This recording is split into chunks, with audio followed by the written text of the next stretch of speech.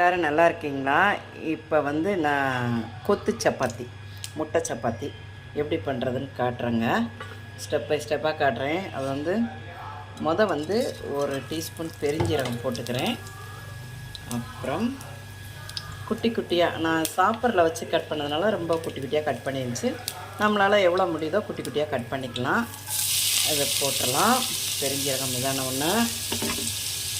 அடுத்து கருவேப்பிலை எல்லாத்தையும் போட்டு வதக்கணும். இது வந்து கோல்டன் ப்ரௌன்லாம் ஆகணும்லாம் அவசியம் இல்லை. லேசாக வதங்கணும். ஒரு கண்ணாடி பதம் வதங்கினோன்னா தக்காளி போடணும்.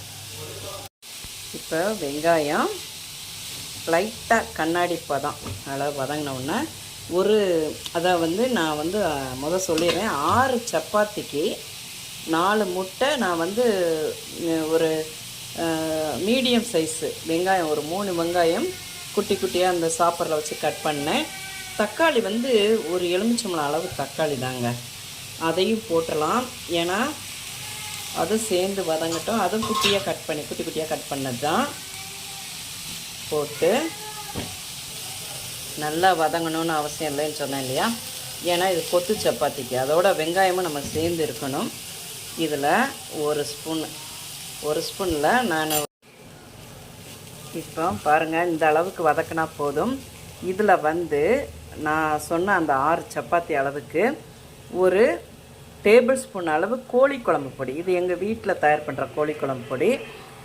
இது நான் ஏற்கனவே ஷார்ட்ஸ்லாம் போட்டிருக்கேன். கோழி குழம்பு பொடிக்கு மிளகாய் பொடி 1 டீஸ்பூன், அதோட இது மஞ்சத்தூள் போட்டு